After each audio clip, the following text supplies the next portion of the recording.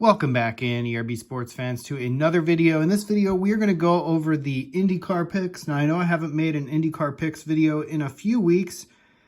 It's because I've been out of the country on vacation. Finally got back home yesterday, and we got the Honda Indy Grand Prix at Toronto, the Honda Indy Toronto. Very interesting course. This is going to make for one heck of an odd race. I don't know if you guys watched qualifying at all, but if you did, you happen to notice that a rainstorm came right during the end of Q1. Q1 was all messed up. Alex Palou, who's been absolutely dominant lately, didn't even make Q2. Now the rain came, and the guys in Q2, thankfully, half of them, the top six advance automatically out of Q2, or the second group of qualifying. I shouldn't say Q2, but second group of qualifying. It was all messed up. The rain, the drying track, the ever-drying track. Qualifying here was absolutely wild. I have no idea what to expect in this race. I want to say that I have three that I'm leaning on, but to be honest, I could go with 5, 6, 7 different guys. And I think my channel will always bet on 3, but know that I am probably betting on more than 3 to try and cover my bases here. But let's get into it. So on the pole, Christian Lundgaard, his second career pole. I think the last pole he had was at the Indy GP this year, if I'm not mistaken. He didn't end up winning that race. Eventually, he's going to get his first win. Sadly, I don't think it's going to come today. He's at 4.5 to 1, so he's the favorite. Pato O'Ward, who is nearly the pole sitter, I think he's starting third or fourth. He is 5 to 1. Scott McLaughlin, who is alongside of Christian Lundgaard, is also 5 to 1. Marcus Ericsson, who I believe is in the second or third row, 7 to 1. Alex Palou, starting deep in the field, he's starting 15th. He's the one that did not make it out of Q1 in Group 1, and he's definitely starting probably his worst starting position in quite some time.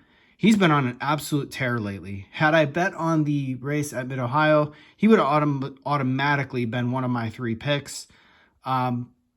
Normally, the way I do my picks for IndyCar, just to kind of give you guys some context, I like parity. I rely on parity to get my picks, having a good chance that a long shot ends up winning, and good shot that I don't pick the same guys over and over again.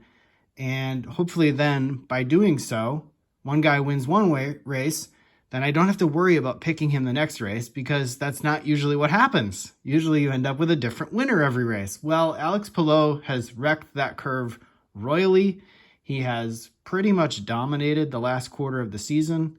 And with only a handful of races left after this one, because we have a doubleheader next weekend, it's going to be very hard for anybody to beat him in the championship. In fact, if I looked at probably the year-long totals for championship, he's probably like a minus 5,000 at this point. You'd have to bet $5,000 just to win like $100, which is crazy. But rightfully so. The guy's dominant. He's got over a 100-point lead in the championship. He's starting 15th today, though, and I just don't think he's going to win today. I don't think he's going to three-peat as far as 3 race wins in a row. He's had wins in the last 2 races, 3 out of the last 4. No, actually, I take that back. 4 out of the last 5 and 3 in a row. He won Detroit, he won Road America, and he won Mid-Ohio. The only win he didn't get was at the Indy 500, where he was the pole sitter, and he ended up with a 5th place finish after battling back after the incident with Rinus VeeKay. But we got to get to the picks, guys. I'm rambling. Scott Dixon, Alex Palou's teammate, also at 10 to 1. Then we got Will Power at 10 to 1. He was really slow in morning warm-up, but I don't know whether they were showing all their cards or not. He had a fast car yesterday. He had a fast car in practice. I don't know what to expect from him, also at 10 to 1. Kyle Kirkwood was second quick in practice, I think second or third quick. He's 10 to 1.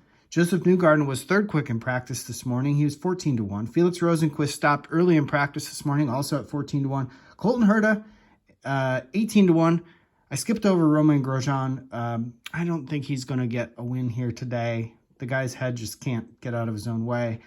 Colton Herta had a fast car all weekend in practice 1 and practice 2, and he's 18 to 1, so he'd be a long shot. And he started mid-pack Not the greatest place to start. I don't even think he made it out of Q1. I think he got caught out by the rain. He's starting like 14th maybe, if I'm not mistaken, 13th or 14th. But yeah, double check on that. Marcus Armstrong at 30 to 1, Rinus VeeKay, 40 to 1, Elio Castroneves, 60 to 1, David Malukas, 70 to 1. Alexander Rossi is 80 to 1. He's eventually going to win a race for McLaren. He has to. They signed him to a big deal in the offseason, and he's just been disappointing after disappointing. He had a couple of close races. He was like 3rd or 4th in the Indy 500. He was 2nd in the Indy GP. He was up there at the Detroit Grand Prix.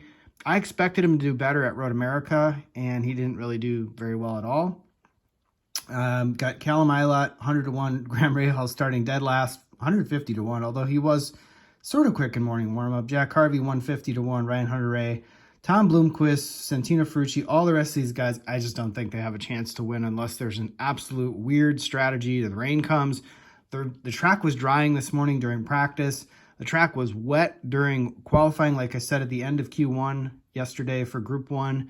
Then it went to Q1 for Group 2. Track was completely wet, completely soaked. Then it was drying. Then it was drying again and drying again. I have no idea what to expect in this race. I haven't checked the rain forecast for Toronto, but always a wild race. But anyway, give you guys my picks and get you guys out of here in under 8 minutes. All right, so I'm going to go a little bit against the grain here. Again, I don't feel very confident in this race. I would definitely be betting on more guys, but here's where I'm at the moment. I am going to take Kyle Kirkwood at 10 to 1, Scott Dixon at 10 to 1, and I'm going to take Colton Herta at 18 to 1. Those are my 3 picks. So those are 3 that I think have a realistic shot to win today. I could be completely wrong. All those guys are due. There's a bunch of other guys that are in much, much more better odds spots. I might just throw a buck or two on Alexander Rossi at 80 to 1. What the hell? Why not? But the 3 guys that I'm leaning the most towards, again, Scott Dixon 10 to 1, Kyle Kirkwood 10 to 1, and Colton Herta at 18 to 1. Let's see what happens. Good luck, everybody. Hope you win some money, and I'll see you in the next video.